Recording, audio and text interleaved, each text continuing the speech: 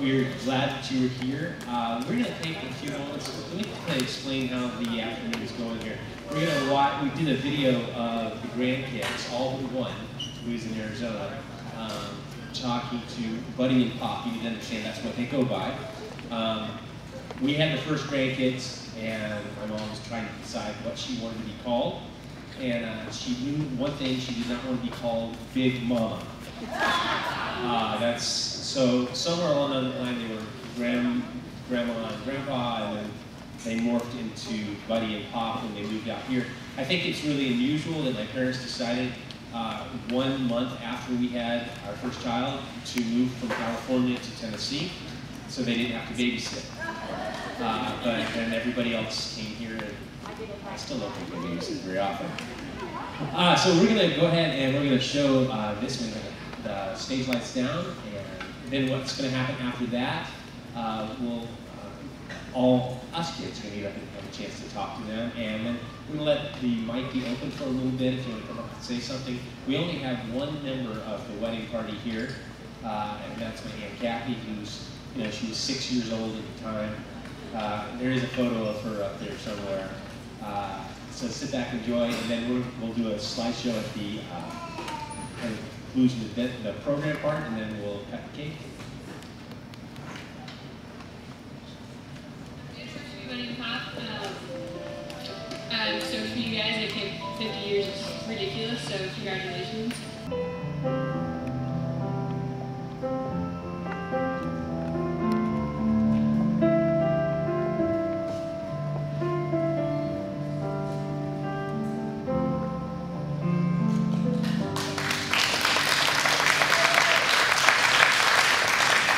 I tried really hard to get the baby to say something, but she just refused.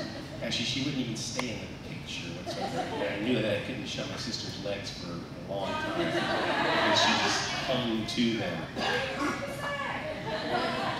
I said I tried not to show my sister's legs. That's what I tried to say. Hey, we just want to say this is really cool. It's been at least 5 years since I think all of us have been together. We don't get out on the East Coast extremely often. But we just want to say, I still can't get over how, you guys see the cool parents, the cool grandparents? See, I grew up, I was the first, I was the experiment. I was, they tried everything on me. It was just amazing because, when I was a kid, I had to go to bed at 8 o'clock. When I was in school up until like 9, until I was like in 5th grade or something like that. And by the time they got to Lindy, she didn't have bedtime. No, she did not. And if food was put in front of me, I was told I had to eat it. And it doesn't matter if you like it or not. And I tried hiding stuff under mashed potatoes at one point. But by the time they got to Lindy, Lindy was having hot dogs for breakfast. My parents have become extremely eccentric over the years, and I think it became because it's true. It's true. You're a part of a group that's called the Cracked Pots. I was very concerned one day. I got an email from my mother that said she was going to a pot party, and I was like, Rachel's right, because there's the words that say, my dad says, "See what I have to put up with?"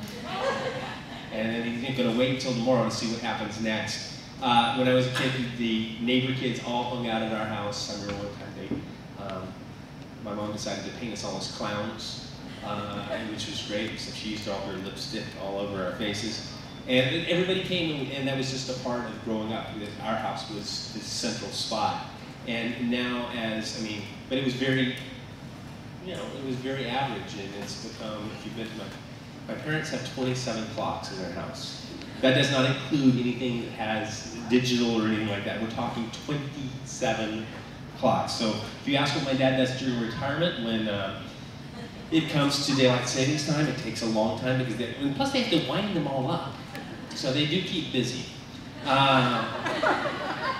I'm gonna ask my brother Andy, who's the next in line, to come up, and then we're just gonna go down the line with kids, and then we're gonna open up the mic. So if you want to share anything, that would be great. Andy lives in Olive Branch, Mississippi.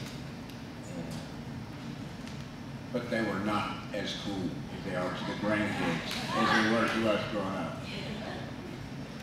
No. 50 years. 5 years before I was born. I thank you for having me. I'm not so sure you were happy after that.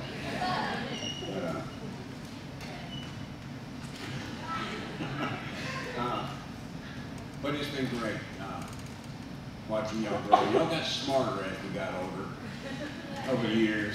But as Freddie said, yes, y'all did get more eccentric. But we're just glad that everybody could be here to share this moment with them. Thank you. Hi everybody, my name is Neil. I'm the middle child. So I guess that, what's that? Well, yeah, but you know what they say about middle kids, they're the ones that are messed up. So it's not a myth. Anyway, I just wanted to say happy anniversary. I'm not much of a public speaker, so I'm not too good at this kind of thing. But 50 years, that's a long time to be married. That's about twice as long as I've been alive, so it does really good. Anyway, happy anniversary.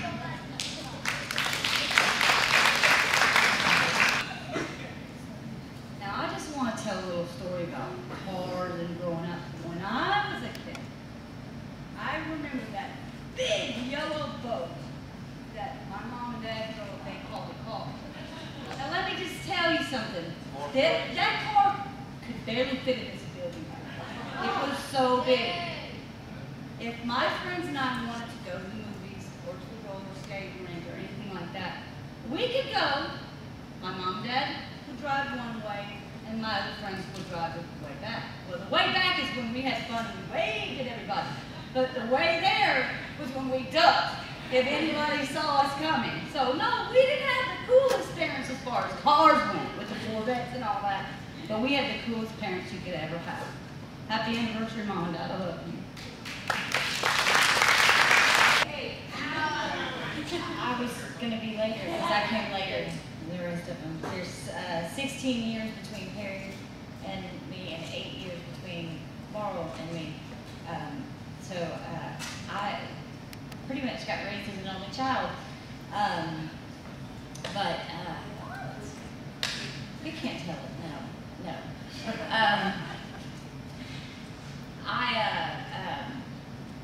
I want to thank you guys for the example that you set for a marriage, even though it took quite a few tries for me to get it right. I take every single bit of your advice to heart. You're my best friend, and Daddy, I was talking to Taylor the other day. She was hanging from my pergola outside and hanging from it, and I told her, I said, my daddy used to call me Monkey Sue because I stayed in trees my entire childhood. And I can remember coming home from work and saying, Monkey Sue, and bringing me candy bars and go over what was supposed to happen and hiding in the freezer. And Coca-Cola. So, but it has been an adventure to be raised by you. I'm sure it was an adventure to raise me. If I would have been the first, I would have been the last. But I'm definitely paying for it, having a couple just like me. And but we love you guys, and we're so glad that you decided to get married 60 years ago. 50 years ago, sorry. I was thinking 50 years ago, so that we would all be able to be here today. You got ice, you got candy bars and soda?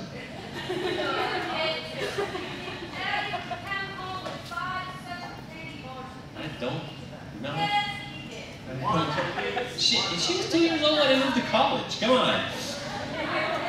And I do remember I learned to drive in that yellow station wagon with wood paneling on the side. It was pretty amazing.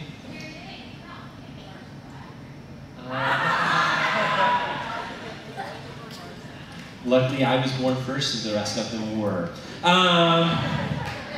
Hey, we're gonna let this be open for a moment or two, and don't be afraid to come up and say something if you'd like to. We'd love for you to do that, but we don't want to let a lot of silence happen. So, would anybody like to go first? Oh, there we go, right up in the back there. You know, before we watch the slideshow, I'm going to ask that they're going to come up here and greet you. But, you know, in thinking about a number of things on the way out here and planning this trip, even yesterday, thinking, oh, what is 50 years? 50 years of, and it, like, you know, Zach said, 50 years is a long time. You know, we were driving yesterday and realizing that in 1959, Sputnik was sent up, first satellite. And yesterday we were driving to my sister's house. We just keyed in on the GPS on my phone to tell me how to get there. I mean, a lot has happened in 50 years. And not only, you know, nationally in our world, but between 1960 and 61 when I was born and 2010, there's a lifetime of not only memories that we, you know, we were quick to think about and laugh about and things like that, but there's also, there's a lot of tough roads there too. And to be honest, you know, in the 50 years, there were periods of time that I wondered, you know, will this family continue? Will we, you know, we faced really tough times. And they faced majorly tough times, and yet have managed to continue on. And I love the fact that I can give my children a heritage of 2 sets of grandparents that have been together for over 50 years. And that is an amazing testament to your love and to your faithfulness and to your trust in God. And I love you guys, so we'll let you come up. And you can talk, and then we'll watch slides. So.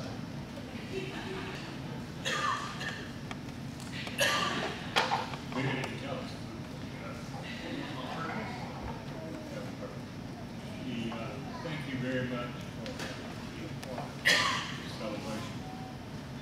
It is like we've had some rocky times, had great times, but we managed to put our faith in God, pull through the tough times.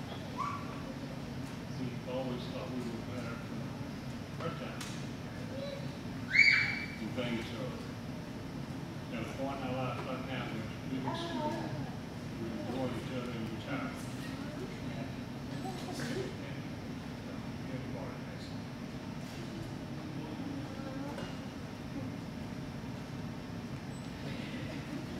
I don't know what to say.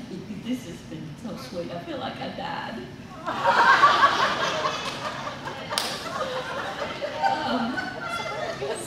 I'm still here, right? I got a note from a high school friend this morning that quoted Michael W. Smith's song to me as a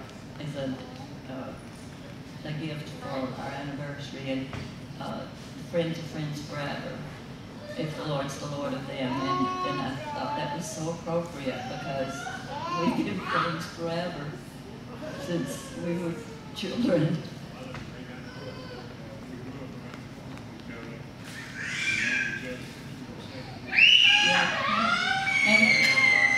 We liked each other most of that time. And during the 50 years, we liked each other most of that time. But it's not always been perfect, sure. We've had some really rough times. We've had some really hard times in the transition of Phyllis Emerson's retirement and all that. And my friends and God have just been wonderful. And 50 years? Zach said that's half a century. It's just, I don't know where it went.